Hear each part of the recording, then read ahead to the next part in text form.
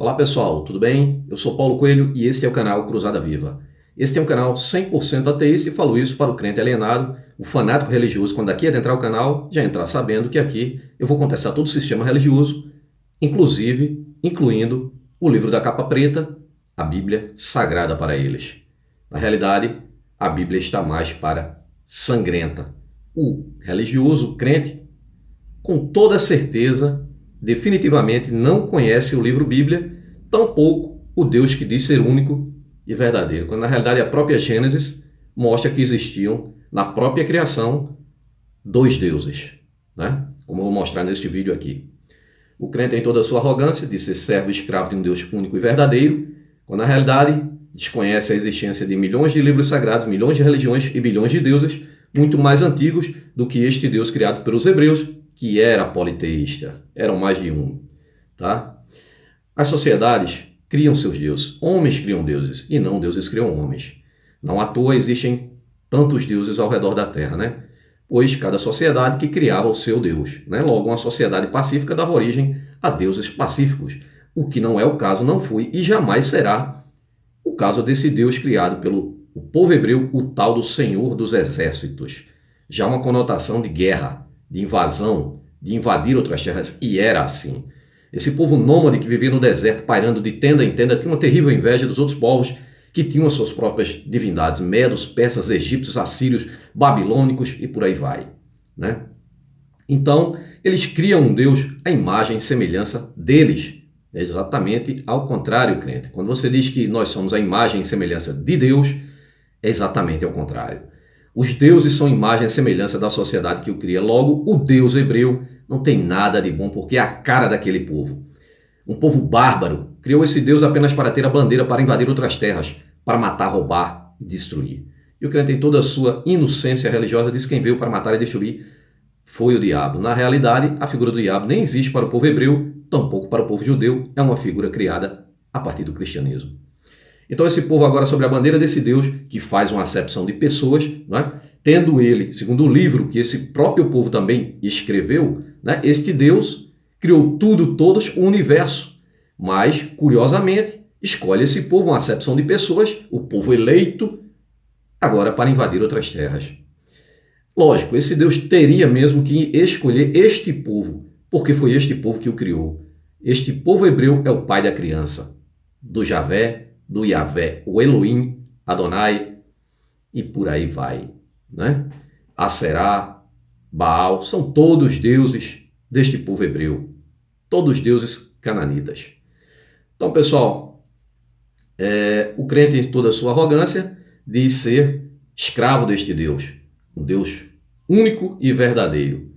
E este vídeo aqui é mais uma prova de que ele não era único, né? O crente diz que a Bíblia é a inerrante palavra de Deus. Um livro podre, livro da capa preta já está dizendo, né? A própria capa, né, já dá, né, a dica, né? Que dentro daquele livro, o conteúdo dele é perverso. A Bíblia não tem nada de inerrante. Se tivesse um erro, uma contradição, crente, perderia toda a sua divindade. No entanto, a Bíblia é repleta de fantasias, alegorias, erros, absurdos científicos, muita intolerância e milhares de contradições. Este livro, manual de perversidade e intolerância, e muita sacanagem também, né, é repleto de homofobia, incesto, pedofilia, estupro, homicídio, genocídio, misoginia, racismo, xenofobia, tem muita mentira e também muita barbaridade. O livro é um conto que ao mesmo tempo conto de fadas, fantasias e ao mesmo tempo conto de terror, de muita perversidade e sangue escorrido de dentro das páginas daquele livro, né? Mulheres, crianças, idosos, grávidas cortadas ao meio por este povo cruel, primitivo e assassinos que eram os hebreus e os judeus. E assim tem sido durante todo o longo da história. Esta religião deu origem ao judaísmo, as três perversas religiões: judaísmo, cristianismo e islã. São todos descendentes do mesmo Deus de Abraão, que fumavam erva braba, né? Isso comprovado por, né, professores de hebraico. Era usado a droga nos rituais, tanto no judaísmo como no povo hebreu, nos rituais dessa religião.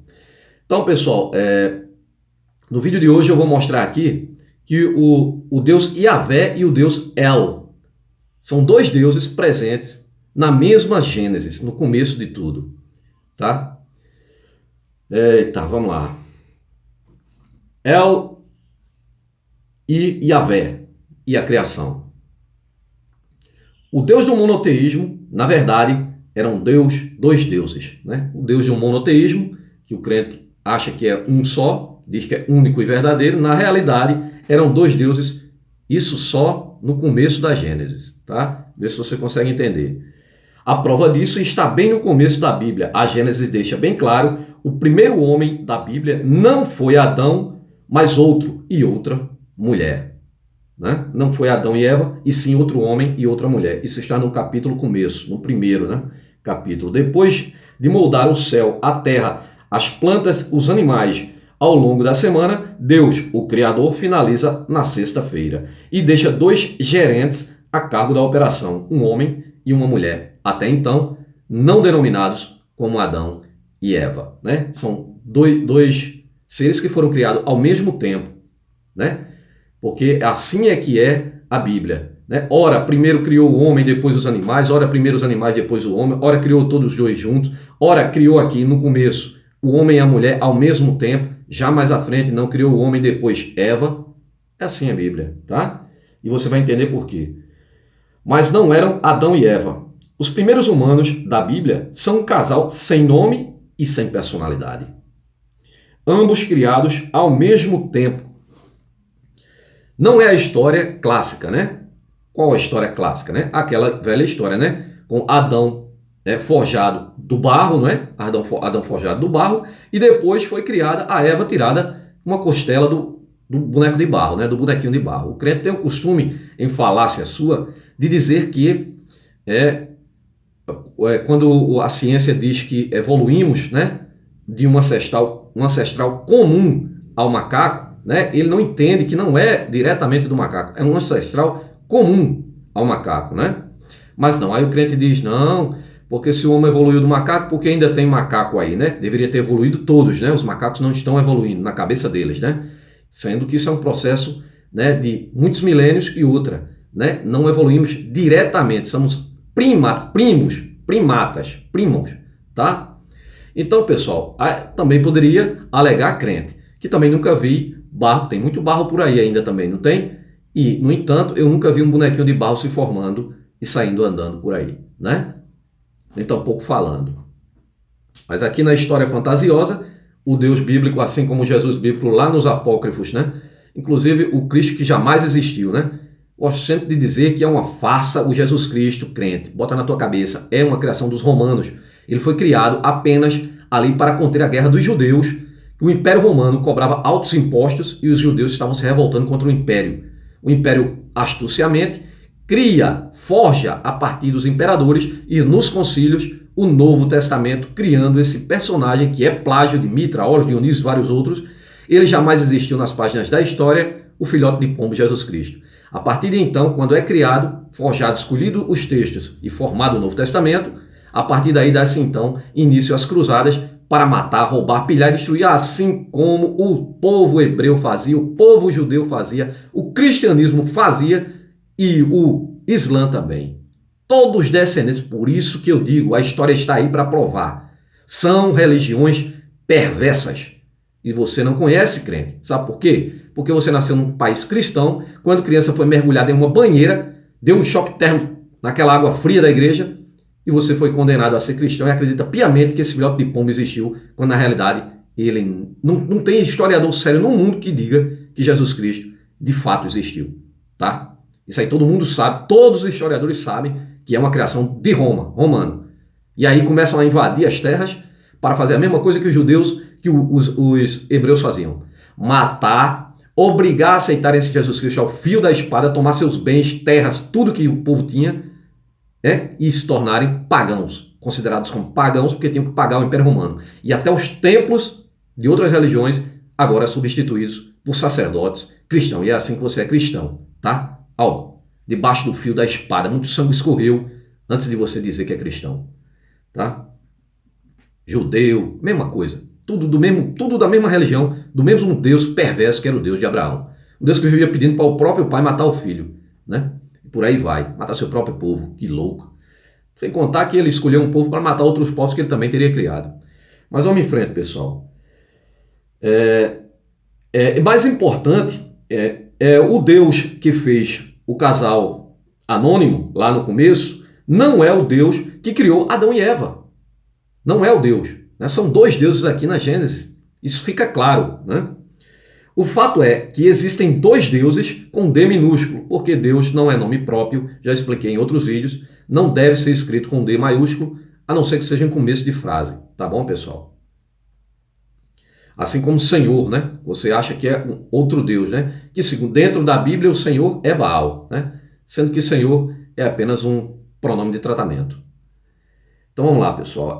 Cada um que cria seu próprio mundo, né? Cada um desses dois deuses aqui dentro da Gênesis cria seu próprio mundo. O primeiro mundo do primeiro Deus está no comecinho da Bíblia. O Criador ali surge num cenário vazio, né? Pairando sobre um mar negro, né? No escuro, na total escuridão. Então ele resolve criar tudo. Então ele diz que haja luz. E tudo ficou claro, né?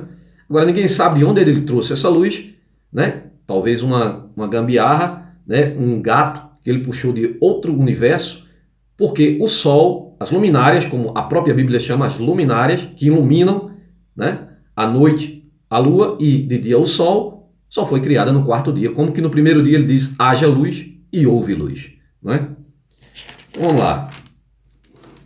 Então foi o primeiro dia da criação, um domingo. Se considerarmos que a obra termina 6 dias depois, e este dia é o sábado, né?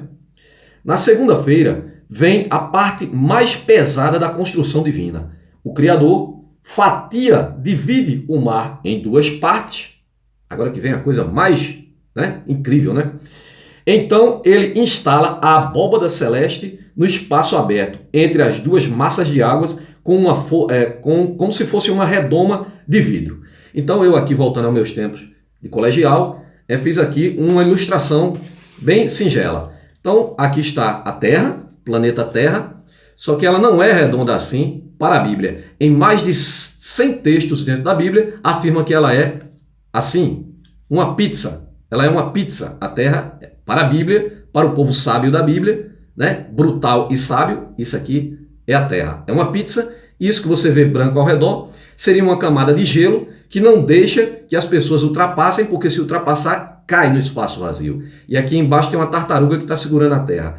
Este é o formato do planeta Terra, segundo o livro Bíblia, adorado pelo povo que vive no mundo de ilusão, que acredita em cobra que fala, machado que voa, peixe que engole gente, árvore que fala, águia que fala, homem que ressuscita, dragão de 7 cabeças, sereias, unicórnio, jumento que fala, zumbis que andam sobre a terra, homem que anda sobre as águas, estátua de sal, carruagem de fogo, cavalo que voa, uma virgem que casada que deu à luz de seu próprio filho, e agora este filhote de pombo é filho dele próprio e filho de sua própria filha, na loucura que é o cristianismo.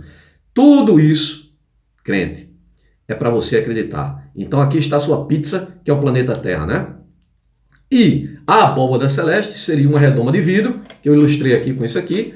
Então seria assim. Então aqui ele fez a água de baixo, né? As águas, ele fez a divisão das águas. Então aqui na Terra tem água. Aqui é água, né? A Terra, ele nem criou a Terra ainda aqui, né? Aqui é só água. E colocou uma redoma e aqui ficou água, né? Você vai ver que aqui dentro é que vai ficar o Sol, as estrelas, a Lua, os luminares, né? Então aqui vai ficar tudo dentro aqui e, se não bastasse, aí vem o pombo, né? O pombo, ó, que o espírito pombo, ó, ele vem voando, ó, e ele fica exatamente aqui em cima da abóbada celeste, né? Em cima da tampa do céu, ele fica aqui, né? Fazendo as suas cagadas. E aqui embaixo vai estar quem? Mais adiante, né? Porque ele ainda não criou, mas ele vai criar o homem. Aqui está o homem, né? Eu fiz até um unicórniozinho aqui. Aí de conta que aqui é o crente, né? Aqui é o crente. E aqui está Deus, né? O espírito pombo, né? Que curiosamente está dentro d'água, em cima da abóbada celeste. E aqui tem o trono dele, onde ele está cagando na cabeça do religioso. Esta é a visão bíblica da criação do planeta Terra, uma pizza. Então, aí você vê a quantidade de absurdo que é, né? Então, continuando aqui, pessoal, na manhã do 3º dia... Peraí, eu parei aqui na abóbada celeste. Então ele instala a abóbada celeste no espaço vazio aberto, como se fosse uma redoma de vidro. E essa divisão, Deus pôs o nome de céu. Segundo a Gênesis, depois de deixar metade do oceano primordial lá em cima da abóbada celeste, né? E a outra metade, né, amparada pela abóbada celeste, e a outra metade aqui embaixo, com uma novidade, né, que ele criou, é o céu, né? O céu, então, repetindo aqui, nessa ilustração aqui está o planeta Terra, que é uma pizza, e aqui, isso aqui que ele cobriu, o céu seria isso aqui, onde ficam as estrelas, os luminares, o sol, a lua, né? Aqui embaixo, como falei, né? Aqui embaixo tem o crente, e em cima está o pombo cagando em cima da cabeça do crente. Então, continuando, pessoal, o céu, né? Separando uma coisa da outra. Deus encerra os trabalhos do segundo dia.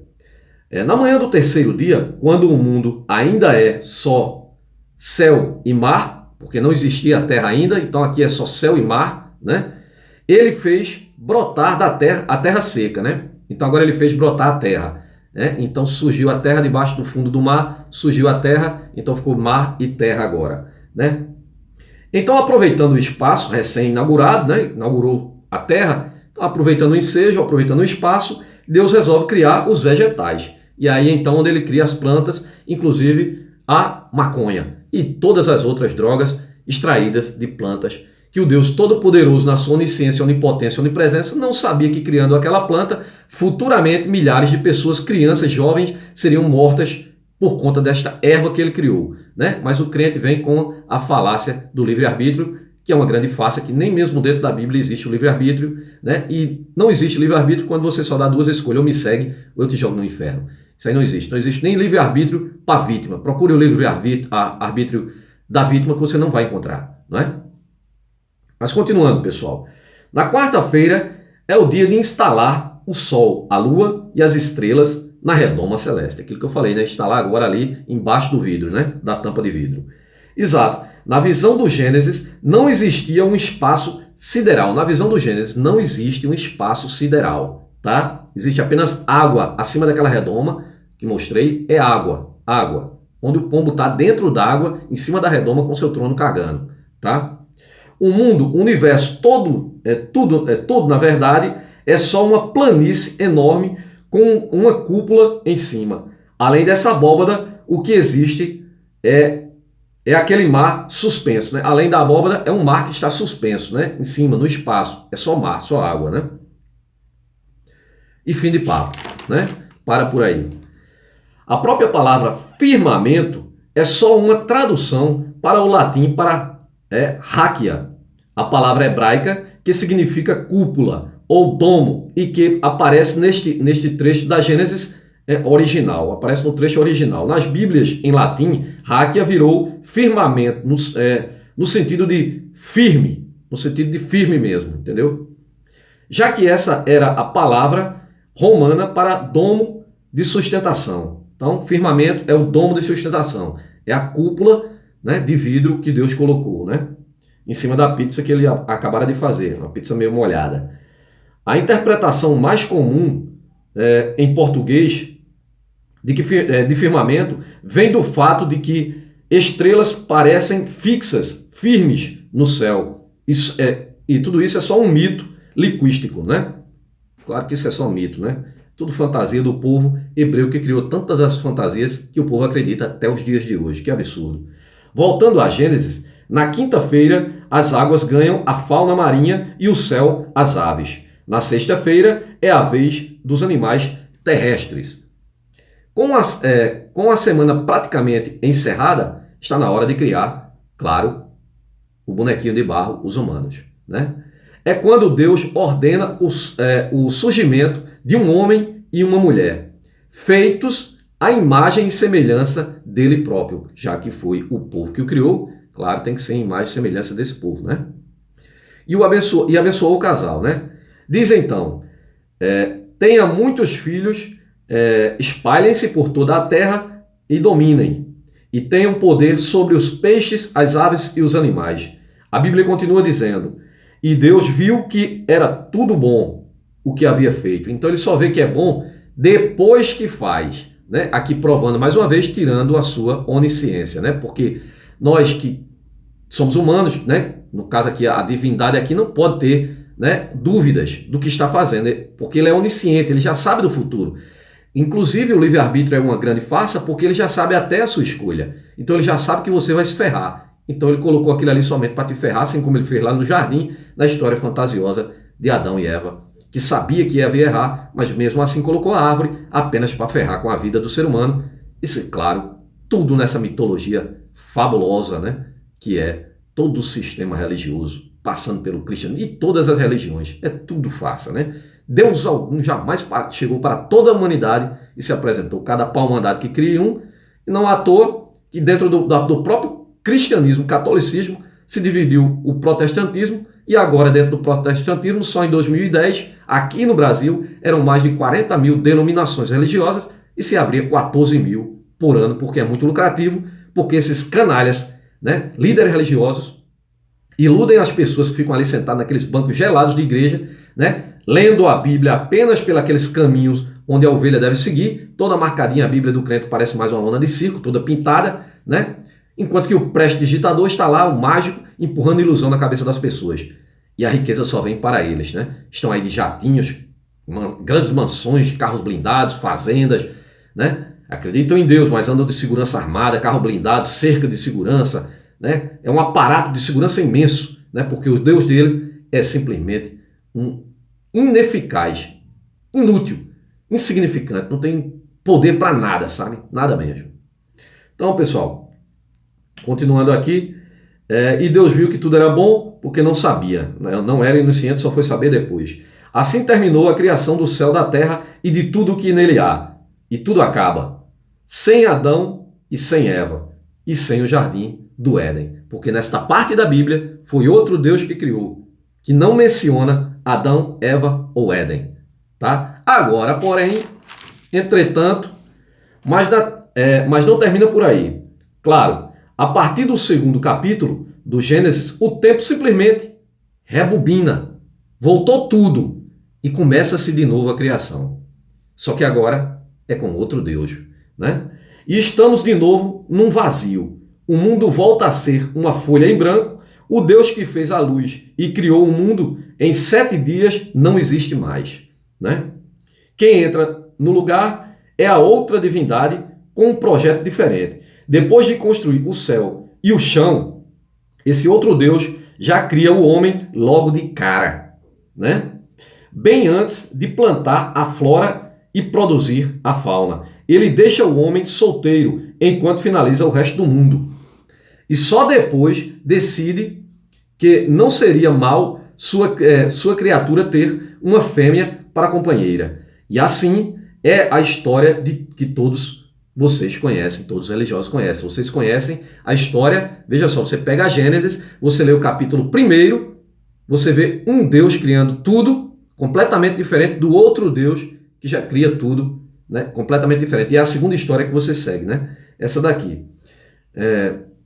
Adão, Eva, Éden, serpente e etc. passam a existir, né? O que nem todo mundo sabe é que todos os deuses envolvidos em cada uma das histórias, nem todo mundo sabe, é que os dois deuses envolvidos em cada uma das duas histórias da criação eles têm até nomes diferentes, né? Cada um dos dois deuses tem até nomes diferentes, e é o que eu vou mostrar aqui. Porque o Yahvé, ele substituiu o El, e tem uma explicação, vou mostrar para vocês, né? Para quem lê a Bíblia em português ou em qualquer outra língua, não sabe, na língua que não sabe o que é o hebraico, é impossível perceber, né? Se você lê em qualquer outra língua, né, que não seja o hebraico, vai ficar impossível você perceber, porque eles foram modificando. A Bíblia está sendo ainda modificada.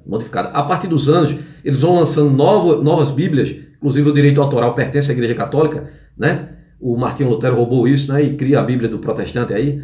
mas eles vão criando as Bíblias e tirando as falhas, assim como tiraram o unicórnio, que só tem nas Bíblias mais antigas, né? Tiraram várias coisas que vão substituindo dentro da Bíblia, né? Para que as pessoas, né, comecem a não percebam o erro, né? Porque as pessoas já estão percebendo toda a farsa que é. Então, assim, da mesma forma, eles quando traduziram do hebraico, né? Do hebraico tiraram ali para o grego, aí foi a Septuaginta, né? O imperador contratou ali 72 judeus para fazer a tradução e fizeram de acordo com o que eles queriam. E assim foi que inventaram o inferno. Quando eles tiraram do hebraico, o hebraico era Sheol, né? Que nada mais é do que sepultura. E quando eles traduzem para o grego, aí colocam a palavra Hades. Hades é o inferno lá dos gregos, onde o deus Hades habita. Um inferno, um lugar físico, né? Entre aspas, né? Imaginário, físico, né? Quando na realidade do hebraico era apenas sepultura, né? E assim eles vão modificando, né? Mas no idioma original está nítido. Ali o Deus, no idioma original, no hebraico está nítido. Ali o Deus da primeira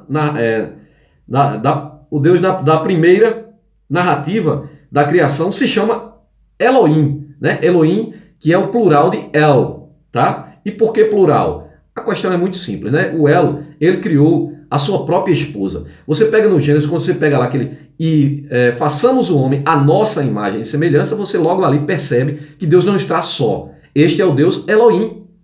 Elohim, né? É o El que criou, ele está acompanhado de sua própria esposa, que ele próprio criou, né? Agora, eu imagino que ele não criou a sogra, né? Que ele não é besta. Então, vamos lá. Na segunda história, aqui tem Adão e Eva, o nome da divindade é outro, é Yahvé, né? Yahvé já mudou, né? O texto em Números, Números chamam Deus, o texto chama Deus de Elohim em 35 vezes, né? O texto na Bíblia chama Deus de Elohim 35 vezes. O seguinte chama Yahvé 11 vezes. Já o texto chama Elohim 35 vezes. O outro chama Yahvé 11 vezes, né? O segundo texto. Após isso, jamais volta a usar o nome Elohim, porque foi substituído por Yahvé. Em português, as traduções da Bíblia não usam os nomes hebraicos. Veja aí, não usam os nomes hebraicos. Aí está a jogada, né? E o que foi que eles fizeram? Esses sacanas, essa quadrilha religiosa. Então, Elohim virou Deus e Yahvé foi traduzido para Senhor, sendo que Senhor é Baal, filho do El, né? Mais uma trindade, né? El, Aserá e Baal, que é filho de El com Aserá, né? A esposa que ele próprio criou. E aqui já colocaram o Yahvé. Agora, por que colocaram o Yahvé?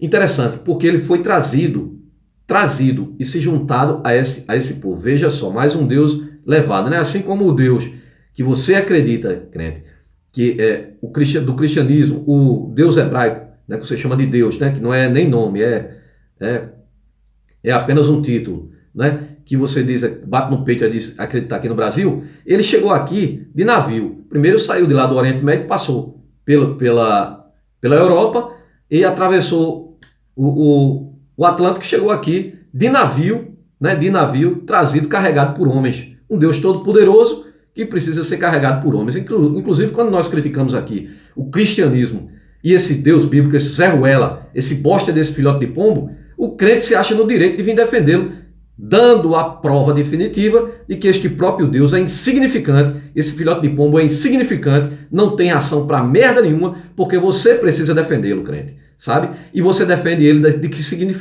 que forma você defende? Né? Você, para se vingar, né, do ateu, né, que discorda dessa crença absurda, né, dessa crença aí maluca, aí você próprio age contra as pessoas que discordam para fazer, né, acreditar que esse Deus foi quem fez, sabendo nós que foi vocês mesmo, rapaz, seus caras de pau. Então vamos lá. Então Elohim virou Deus e Yahvé foi traduzido para Senhor. A maior parte dos pesquisadores bíblicos concordam. Cada história foi escrita por um autor diferente. O que indica isto são duas ciências, a arqueologia e a linguística. Na visão da arqueologia, está claro que os proto-israelitas, né, povos que deram origem aos autores da Bíblia, reverenciavam a divindade El. Isso está claro, né? O El era o deus do panteão dos cananitas, né? Eram panteões também, eram monoteístas também, politeísta, aliás, tá? O deus supremo da região onde viviam os cananitas. E El, na Bíblia, virou Elohim, né? O interessante é que Elohim é o plural de El, né? Elohim, em suma, virou sinônimo de El. A linguística também é útil para dissecar a origem do outro Deus, o Yahvé. Agora vamos entender pela linguística, na ciência linguística, nós vamos entender como foi que o Yahvé entrou dentro da Bíblia e substituiu o El, né? A leitura do texto original da Bíblia, em hebraico, revela quais são os trechos mais antigos. O livro foi escrito ao longo de 500 anos. 500 anos, sabe? Se fosse hoje, nos dias de hoje, seria como um livro iniciado quando Cabral aportou aqui na Bahia, no Brasil, e só ganhasse a sua versão final nos dias de hoje, né? O Brasil tem a descoberta aí, né? Em 1500, temos aí 500 e poucos anos, né? Então seria agora há pouco que teria encerrado o livro, né? Então você imagine 500 anos para você montar uma história, né? Que, claro que não foi real, né? Porque se fosse real, teria sido escrita no mesmo ano, né? Se tudo isso aqui tivesse acontecido, teria sido escrito no mesmo ano. Mas se levou 500 anos para forjar, porque eles vão montando o quebra-cabeça, juntando, tira uma coisa, bota outra. Assim o Novo Testamento também, sabe? Muita coisa foi tirada, milhares de livros foram considerados apócrifos, outros queimados, né? Tal qual a infância do mito de Jesus, né? Então vamos lá, pessoal. Os trechos compostos há 5 séculos soariam, vamos supor, como se fosse hoje, né? Soariam como Camões, lá na descoberta do Brasil, né? O século XIX como Machado de Assis, mas provavelmente como Osório Duque de Estrada. Daria então para dizer o quão antiga é cada parte do livro. Com a Bíblia acontece a mesma coisa. Isso acontece por quê? Porque se no começo, vamos supor, 500 anos o Brasil foi descoberto, né? Então, uma parte do povo daquela época escreveu um pedaço. Mais à frente, outro povo já escreveu outro pedaço. Mais à frente, isso ao longo de 500 anos. E dá para se perceber a mudança na cultura que foi escrevendo esse livro, tá? Por isso que se sabe, a linguística prova que a Bíblia, né, não foi escrita de uma vez só, né? E sim ao longo de pelo menos 500 anos, né? Isso o Antigo Testamento, né? O Pentateuco. Com a Bíblia acontece a mesma coisa. É aí que vem o pulo do gato. Os trechos mais antigos ali, feitos por volta de 1200 anos antes de Cristo, dizem que Yahvé é o nome de um deus que veio de Edom e de Teimã. Edom e Teimã. Edom ficava onde hoje está o sul da Jordânia, e Teimã mais longe, na atual Arábia Saudita. Então, a divindade Yahvé foi importada tanto de lá, da Jordânia, como da Arábia Saudita, né? Foram trazidos desses dois lugares, né? Teimã e também de Edom. Diante disso, a conclusão dos especialistas mais citados hoje, como Israel Finkelstein, da Universidade de Tel Aviv, e Bert Ehrman, da Universidade da Carolina do Norte, é uma só. Yahvé é uma divindade importada pelos proto-israelitas, um povo vindo do sul e que venerava um tal de Yahvé, e misturou-se aos ancestrais dos autores da Bíblia. Perdão. Tudo isso por volta de 1200 anos antes de Cristo. A transição da era do bronze para a idade do ferro. Perdão. e como mostra a arqueologia, um período de reviravoltas climáticas que causou secas violentas, né? Fome e, por consequência, grandes migrações. Nossa! Então esse povo aqui estava migrando, saindo de suas terras e levaram o seu Deus com eles. Outra hipótese é que a história registrada no livro do Êxodo seja uma espécie de romantização desse período de grandes migrações. Seja como for, o fato é que os editores da Bíblia, os israelitas de 500 anos antes de Cristo, foram respeitosos com os textos antigos que tinham como fonte, tão respeitosos que El e Yahvé aparecem no mesmo texto como personalidades distintas. Enquanto Elohim é uma figura onipotente e onipresente que age dando ordens para o universo, que haja luz. Yahvé é uma divindade mais humana.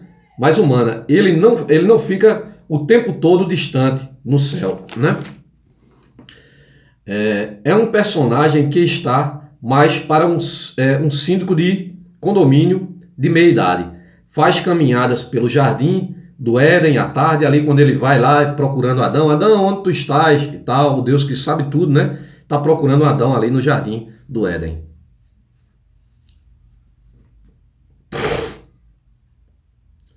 Checando se está tudo bem no paraíso. Ele estava checando se estava tudo bem no paraíso. Em um desses passeios, ele cruza com Adão e, ao ver que ele não está completamente pelado, como deveria, percebe que tem algo errado, algo de podre no reino da criação. Ele e Yahvé eram dois deuses tão distintos quanto Ganesh, o elefante hindu da sorte, e Odin, o chefe do panteão escandinavo nórdico, né? Dos nórdicos. Eram dois personagens completamente diferentes, distintos. São divindades diferentes, cada uma criada por um povo específico. A dupla acabaria fundida numa única figura dentro do livro bíblico que você chama de Deus. Justamente aquela que os ocidentais a chamam de Deus e os muçulmanos de Alá. O nome da divindade única do Islã, vale lembrar, Alá é outra variação de El, mas criada em outro tempo e outro espaço. Na Arábia tribal do século VII nasceria Maomé, o homem que reinterpretou o Deus bíblico a seu modo, tal como Jesus de Nazaré havia feito 600 anos antes, né? El, Yahvé, Alá, Deus, não importa. Todas essas palavras atestam uma única coisa. Uma única coisa.